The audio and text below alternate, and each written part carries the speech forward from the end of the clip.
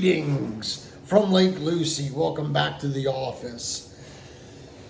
It's about 51 degrees out here right now. It's we've had a whole bunch of cold fronts come through, and it's not been real good to sit outside in. It's limited Porter and I's walks, cup of mud, Lancaster Roasters, Star Barn.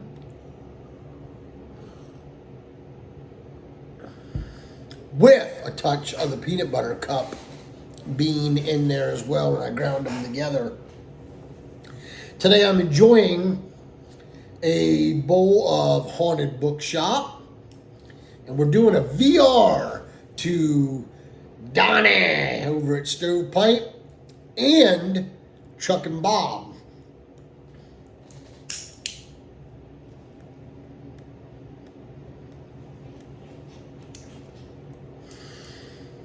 Now, this is all about the corncob pipe.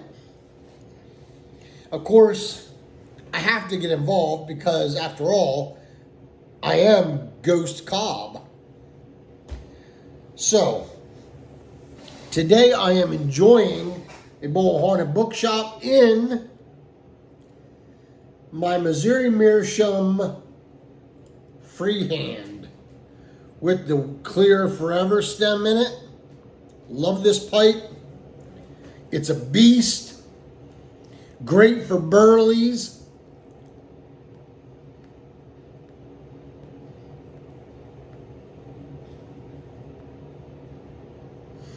And it's not very heavy, so it's a good clincher as well. The nice thing is I can pack it and know that I'll get at least about a 40-minute smoke.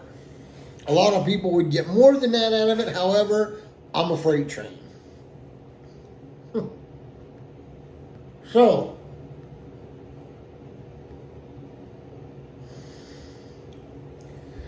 why should you smoke a corncob pipe and give them a fair chance? Well, a couple of different reasons. One, they are completely United States product. To me, that means a lot. Also, I love the fact that they're completely handmade. There's a heck of a process involved in getting them. If you type in Missouri Meerschaum, you'll get all kinds of really cool pipes, videos and such.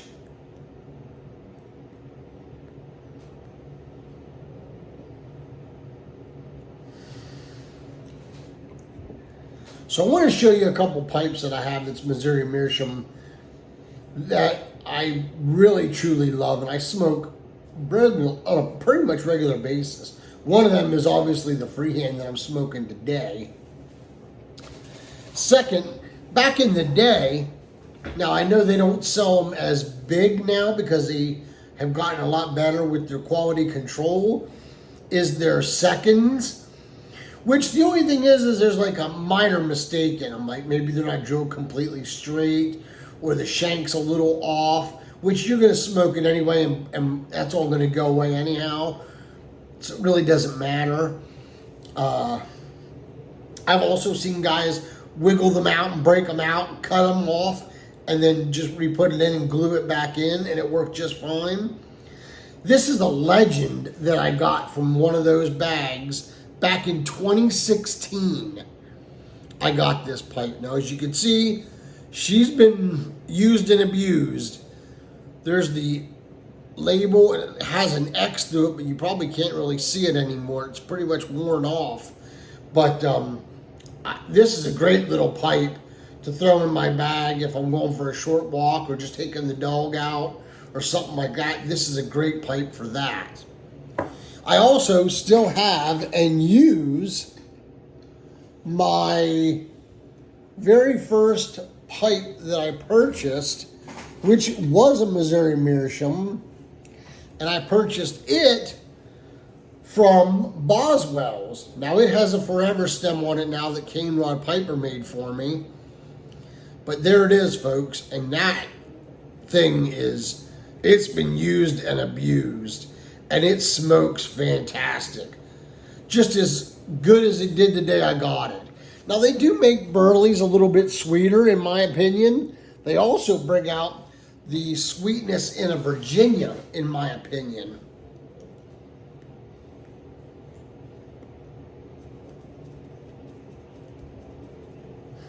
I love that they don't really ghost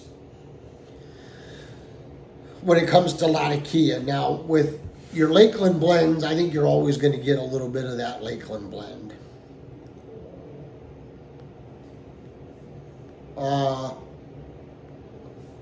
I have another one of my Legends that I got out of my seconds pouch. And what I did with it is I love the freehand so much because of that cranky top that I took a pair of pliers, because that's what they do to make those. And I did that to the top of this Legend. This is a Rob Roy, and it's got a nicer Danish stem on it. Another great pipe. And it was a second, and it just smokes fantastic. I just really enjoy them. I really do. I just think that you need to give them a true, honest shot. I think that, you know, a lot of us sometimes get in our mindset that we don't like a particular style, or like some people don't like anything other than briar. Some people will not smoke any olive wood pipes. Some will not smoke any mortas. That's fine. And Bob, you know, it is up to you, my friend.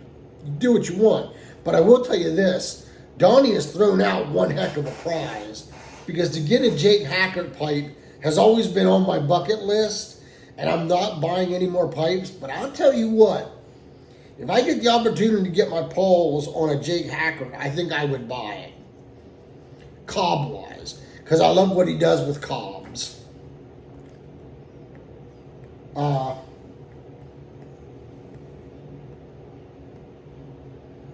They're nice because if you lose them, if you drop them and they break, it's not a big deal. But they are very durable. Now, I prefer the Forever stem, and I'll be 100% honest with you. If I would have known more about the Forever stems, the acrylic stems and such, for a cob, I probably would have been a straight corncob smoker. I have a pile of cobs. I have a couple Morgan nose warmers. I have the Ghost of the General, which was handmade for me. Modified by an old YTPC member. I mean, I have a bunch of corncob pipes that I just truly love. And I think that if you give it an honest chance, you may come around with it.